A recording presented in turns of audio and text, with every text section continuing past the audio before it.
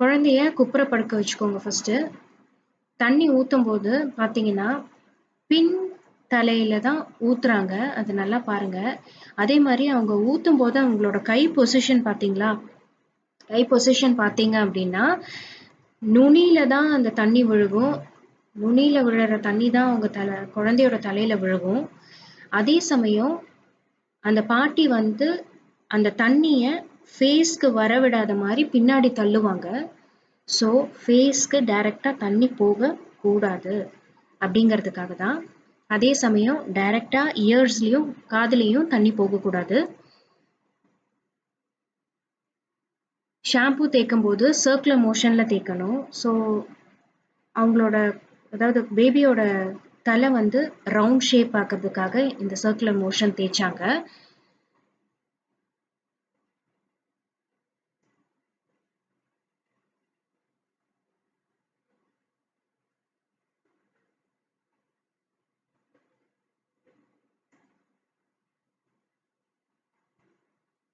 இப்போ முன்னாடி இருக்க அந்த ஷாம்பு பார்த்தீங்கன்னா அந்த பாட்டியோட கையில இருக்கிற பேலன்ஸ் தண்ணியில வச்சுதான் பின்னாடி தள்ளுவாங்க.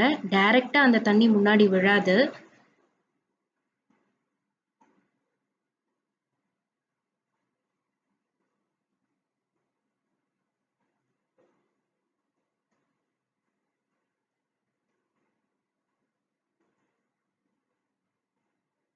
ஆக்சுவலா பிறந்த குழந்தைக்கு பார்த்தீங்கன்னா தலையில வந்து வெள்ளை வெள்ளையா இருக்கும்.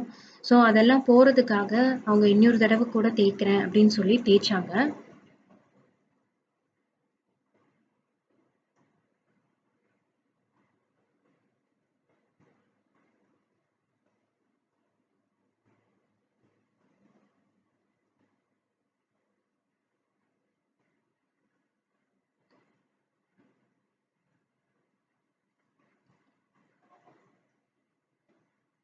காது கழுவும் போது கையில தண்ணி ஊத்தி அந்த தண்ணியை கீழே ஊத்திட்டாங்க.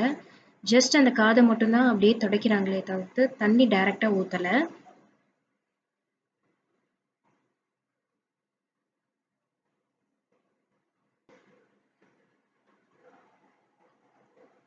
ஜஸ்ட் வைப் தான் பண்றாங்க காது, கண்ணு. அதே மாதிரி கை வந்து அவங்களுடைய பின்பகுதியில வயித்துல ஒரு 7 தடவை நீவி விட்டாங்க. அமுத்தி இல்ல, மேலால அப்படியே கீழ் நோக்கி நீவி விட்டாங்க.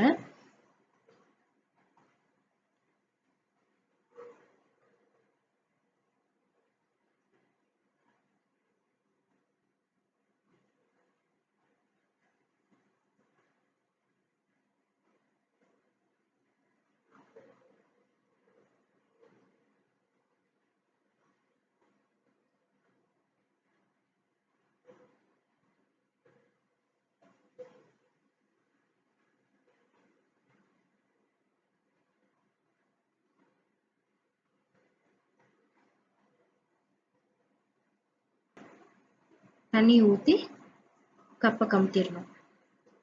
அவ்வளவுதாங்க. நன்றிங்க. மீண்டும் சந்திப்போம்.